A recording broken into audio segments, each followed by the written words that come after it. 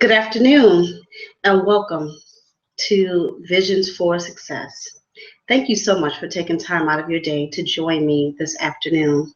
Your being here really means a lot to me as I realize it's a Monday, 9 times out of 10 a day out of the salon, and there's many things that you could be doing with your time this afternoon. But you chose to be with me, and that makes me very excited, and I feel so honored to have you join me this afternoon. This is the official launch of my company, Speaking On Point Online Education. In the time that we have together this afternoon, what I'm going to be sharing with you is 4 modules to look at in growing your business and changing the way that you do business. That first module is going to be how to identify your business model. The second module is going to be creating and shaping the client experience. Third, we're going to talk about marketing, all of the many ways that you can market to grow your business. And then fourth, how do we build those ongoing, long-lasting relationships so that our clients are with us for a lifetime, at least for our lifetime. My name is LaShawn Brown Glenn. I have been in the beauty industry for a little bit over 28 years. Coming into the industry was not a goal for me. It was completely by accident. But it's the best accident and the best thing that could have ever happened. As a matter of fact, I go back and I say it wasn't an accident. God had a better plan for the direction that my life was supposed to go in. I became a nail technician only after 3 years of college. I had gone to college and I had a perfect plan for life, and that plan changed when I was hit by a car during the summer of after completing my 3rd year of college. Being in the beauty industry has really changed the way I looked at things. I came into the beauty industry as a nail professional with a goal to only do it for 6 months, and it has now turned into this now more than 28 years. In my 28 years, I've been so blessed with many opportunities in the industry. I was named Nails Magazine Nail Technician of the Year in 2000. I have traveled the world sharing my knowledge and experience for great companies like C&D, OPI, not OPI, I apologize, C&D, Back Scratchers, Entity, and most recently Tweezerman. But deep down inside, I always knew that I wanted to work with nail professionals on how to change the way they looked at business.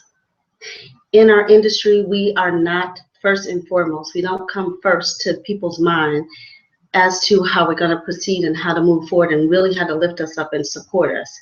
And of course, I've been able to see this being a nail tech and more so being a trainer, going into multiple salons, watching and training and seeing how business has really been done. When I started in business, I began my career as a nail professional April 4th of 1988, and I opened my salon, Nails Naturally Hand and Foot Spa, March 27th, 1989. What I knew in the very beginning, what I figured out is, wow, I had been told that if I do a beautiful set of nails, give a great pedicure and a great manicure, I would be successful. Yep, that's part of it, but that's not really true. And for me is when this journey really began, because I realized it was more to being a success in the industry than just providing a good service. And so then I began to look at, how do you make that happen? What do you do? What does that look like? And funny enough, I went back to being what I always like to laugh and joke about, is being a bar baby. At age 10, my mother opened a cocktail lounge. Now open this year will be 40 years. And as I began to look at my business and how I was going to grow my business, so many things that I heard my mother say sort of echoed in my mind. So funny how, being a kid, I was gathering all of these subliminal messages, never really realizing that that was the direction that I was going to be going in as an entrepreneur myself. What did that look like? My mother always talked about the atmosphere, the customer experience, your location, client appreciation, just to name a few of the things that she always talked about. And so I wanted to be able to bring that to my business, but I also wanted to bring it to my business bigger and better. More importantly, I wanted to take those models and I wanted to give them to other beauty professionals to help them shape the way they looked at business and the way they did business. I know that we get so caught up in, we need to build our clientele, we need to make money, we have bills to pay, families to take care of, mouth to feed, we want to keep a roof over our head, and yet we never really look at how to truly do that in our business. Now that my journey has come to launching the Speaking on Point online education, I have been able to create 4 modules, as I stated in the beginning, that will be able to give you the tools so that you can act. My goal here is not to just give you information, but my goal is to coach you, direct you, and help you be accountable to yourself. So when we talk about the first module for the day, the first module, as I said, is going to be identifying your business model. Now, Sean, what do you mean by identifying your business model? When you identify your business model, it's really all about the vision of how you see your business, the vision of how you expect that to grow. What's your vision for your clientele? What does that look like? Who will you service? Who's your perfect client? What will your atmosphere be like? When you look at the definition, an abbreviated definition from Webster on vision is what the mind's eye can see. And that's very true. What does your mind's eye see?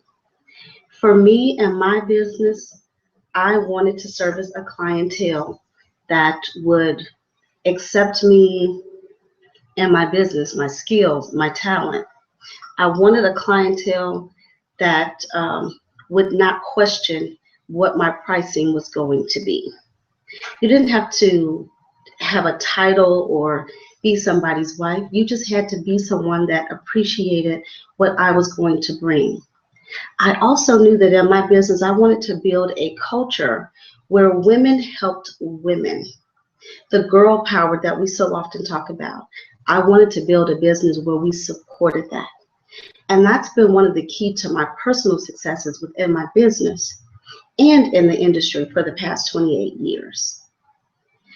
I had a coworker, her name was Lizette Pricayo, and we constantly joked about how people that were unhappy never stayed in our salon. If they weren't happy, they didn't stay.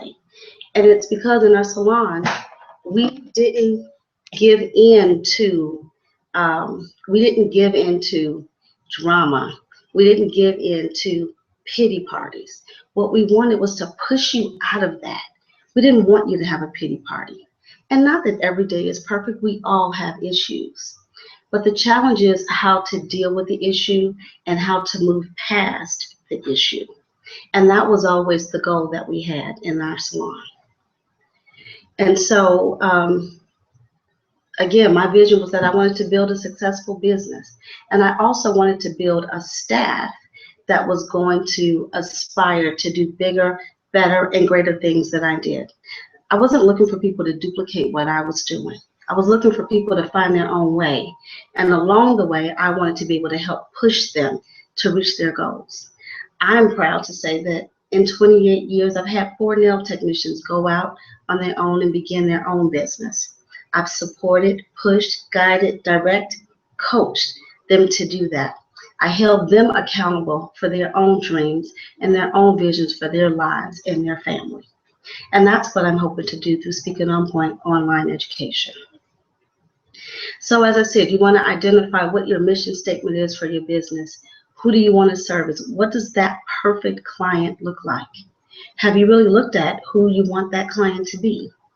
Do you have a vision, a detail, where they would shop, where they would live, what they would buy, what their careers would be? Because the truth of the matter is, all of that is really important in what we're doing in order to move our business forward. Module 2 is shaping the client experience. What does your environment look like? How does it feel when they walk in? Is it clean? Does it smell fresh? Is it dusty? Is it dirty? Is there hair on the floor, dust on your stations and your lamps? What do you serve them? How do you greet them when they come in? How often do you greet them in less than 30 seconds when they walk through the door? Now, I realize that some of us are working in places and our clients are greeted by the front desk, and so we don't have the pleasure of greeting them. But upon notification that that guest has arrived, what are you doing to service them? How are you pushing them and making them to feel welcome, treating them like they're king or queen for that day, for that time that they're with you? Are you on time for providing your services? Or are your clients constantly waiting for you to get to them? Are you even there? I always told my staff that if you start your day at 10 or your first guest is at 10, you don't walk in the door at 10. You walk in the door at 9:30, 9:45. Your guest should not meet you at the door. You should beat them and be ready and be prepared. And you're really happy to move forward because you've prepared everything that you need for the day the night before. There's no need for you to walk in rushing, trying to clean a station, get your disinfectant together, working through the process. You want to have it already ready when you walk in the door so that when they come in, you can more easily greet them with a smile because you're smiling. And the fact of the matter is, we already know we're in a business of touch and connection. And so if our clients don't feel that connection with us when they're receiving that service, it's going to be hard for us to bring those clients back into the business. What are your hours? Are your hours conducive to the clients that you service? Have you looked at what's the best time? Maybe you should start at 5 a.m. or 7 a.m. Maybe you should end at 3 or have a couple of late days that you go as you prepare what that business experience is going to be like. Marketing. One of the most beautiful things about the times we live in now is social media is amazing. I come through a time where we had to pay thousands and thousands of dollars for education. You no longer have to do that because social media makes it so much easier to really target who you want your clients to be.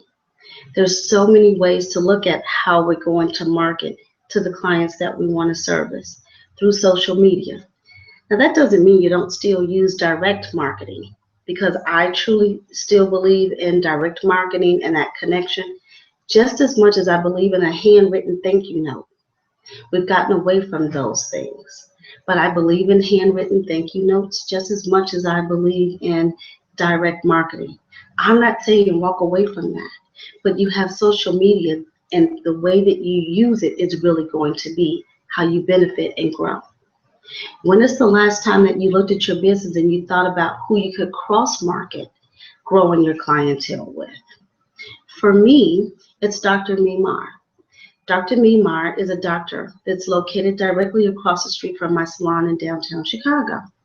He provides services like Botox, liposuction, things like that. What does that say? The clients that Dr. Mimar services have expendable cash, and they care about their appearance. So for me, when my cross-marketing campaign began, Dr. Mimar was one of the first people I wanted to contact and propose what that would look like and how we could work together and how it would create a win-win for both of us. Because it has to be a win-win for you, and it has to be a win-win for whoever you're going to partner with.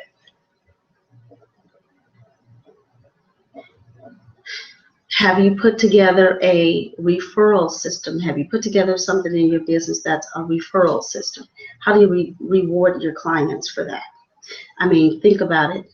You've been to restaurants, doctors, dentists. What do they do to help you to say thank you in your business? And so we want to be able to do that. The most important part of this, module 4, is building relationships. What do you do to make sure that you have ongoing clientele? It has to be about the quality of the experience, the service, and the products that you provide. Are you working in safe environments? Are you providing your clients service in a safe environment when working with them? Are you making sure that it's not about you, but that it's about the client? Now, what do I mean when I say it's not about you? It's not about you. It's about the guest. Everyone wants to talk about themselves, and everybody wants to hear about themselves. So when your guests arrive, you should be talking to them about how was their day, how was the weekend, following up to the thing that they told you about just 2 weeks ago when they had their service with you. Did you share with them, was there a wedding? Was there a daughter's prom? Was there a vacation? How are their nails holding up? Did their feet improve from the last service that you gave them? How about the products that you sent home with them?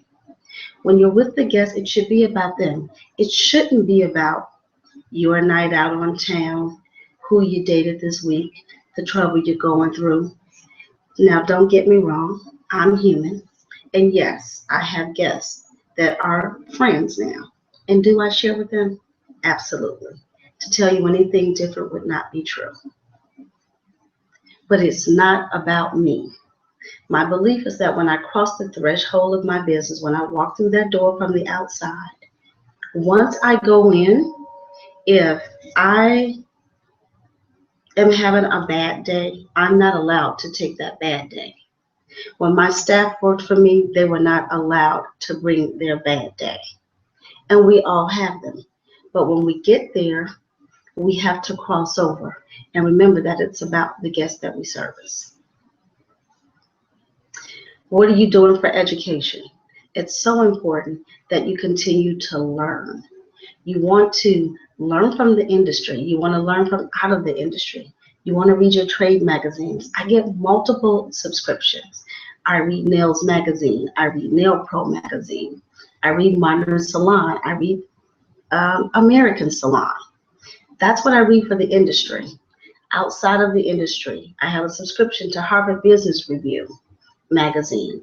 I get Crane Chicago Business. I'm an avid reader because this is how we learn. Yes, we want to understand how to be successful in our own industry, but we also want to understand how people are doing business in other industries and how we can bring those tools back to our own business to build our own success in our business. So you have to always be learning, always be learning. What is the value add that you give to your customers? Do you maybe give a hand treatment or exfoliation when they get a pedicure service? Or when they get a pedicure service, do you add a paraffin treatment to that? What is it that you can do for them? And then what do you do to tell your clients that you're excited to service them? 28 years later, and actually 27 years, Jessie Pollak, and I hope she doesn't mind that I used her real name, but Jessie Pollak's been my client for 27 years now. Now, if you had a chance to talk to her, she would tell you the story that when she first came to me as a walk-in, I didn't want to service her, that I passed her on to someone else. But she was determined to get in my chair and she returned. Fortunately for me, it doesn't always work that way. And I'm able to share the things that I've gone through because I've made so many mistakes. So though I grew up with as a bar baby, though I had so many subliminal messages on how to grow my business and what to do, I made lots of mistakes. And it's my mistakes and my successes that bring me here today. But Jessie's been my client for 27 years. Until this day, she never gets out of my chair without me asking, "Are you pleased with your service today?" For me, I've never wanted my clients to feel like I take them for granted. I always want my clients to know that they are appreciated. I always want my clients to know that I welcome them back, and I can't wait till the next time that we're together, whether it's 1 week or 2 weeks. I'm looking forward to catching up again and bonding and having that girl time. I told you earlier when we began this process that in my business, my vision was that I wanted a place where women came together, supported, and loved one another. So the culture that I've built has become sort of a girls' day out. It's a place that we hang out. We get together on weekends. We have movie night. We've gone to the theater. We've done dinners. We've had great nights in the salon, and we've walked across the street for martinis and dinner. We've had movies in the salon. I purchased a big 60 by 70-inch screen, and I put into the salon. And we've had movie nights there, girl movies, where we could laugh and share over guacamole and a glass of wine and yummy cupcakes. All because I wanted to build relationships. We get together at the beginning of the year and we have vision board parties. We get together in the middle of the year and we come back together and we talk about what was on our vision board. What did we accomplish so far? Where are we? Because we've grown consistent with trying to push and nurture. And maybe it's because pushing is what I've always wanted to do. It's always been for me to grow and help others get to the next level. I've always wanted people to see what they're able to do and what they're able to accomplish. It's never been about, "Ooh, let me do this." I want you to be able to put your best foot forward. I want you to build the most successful salon. I want you to have clients that are with you 5 years, 10 years, 20 years. Again, till you retire from your career as a beauty professional and whatever role that you sit in. But you have to decide, what do you want your business to look like? Do you want to be Target or do you want to be Walmart? Do you want to be Macy's or do you want to be Nordstrom's? I want to be Target, or Target as we like to say. I want to be Nordstrom's, where you have great service.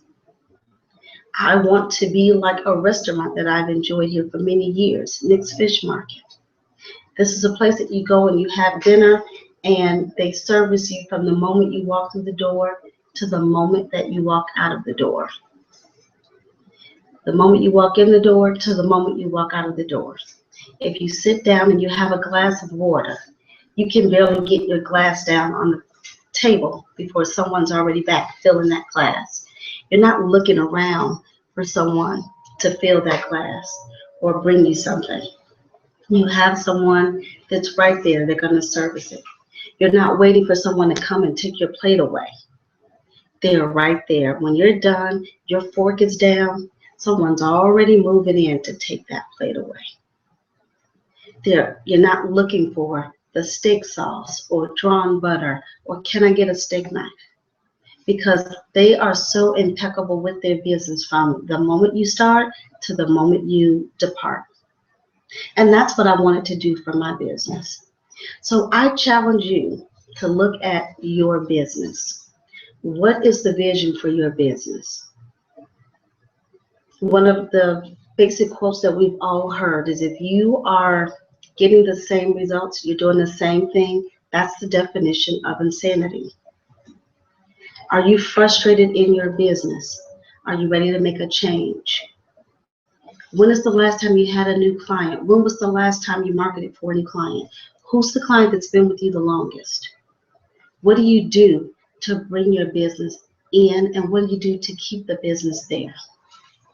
I would love for you to join me as I introduce my 4-week training to Vision for Success. Through Vision for Success, we will meet weekly. You will have assignments and tools that will be provided for you each week to grow your business. Also, in Vision for Success, you will have an opportunity to speak with me for a personal one-on-one coaching call. Because what I do understand and realize is that we are strong in some places and weak in others. And just like you have to grow in your business, I still have to continue to grow in my business. It doesn't end because I found success. I want that success to continue, and I want to be able to help you grow. We will go through the 4 modules in detail each week, beginning with identifying your business model. I will talk to you and share with you how to build a vision statement, a mission statement, designing who your client is going to be. In the week 2, I will talk to you about shaping your experience and helping you develop that model for the experience. And we will go through step by step by step by step. And then on week 3, we will focus on your marketing. What needs to be done for you to market your business? And then finally, in week 4, we will figure out how to build your business, how to create the relationships so that we have ongoing business.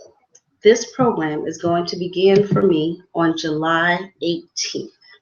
I would love it if you would be a part, and I would like to open the door for any questions, answers, or comments that you could give for this time. Again, I am so honored that you took the time to spend some time with me this afternoon, just to hear a little bit about Vision for Success. And I hope that you will join me on the 4-week journey that begins on July 18th. There will also be another complimentary webinar next week, and those details will follow on Monday, June 27th. I would love it if you would share your comments, your feedback, and pass on the information for today's webinar. Please, if there is any questions and answers, I would love for you to be able to, I'm unfortunately experiencing some technical difficulties, and so you were supposed to be able to give your questions and answers here. The link, unfortunately, is not working.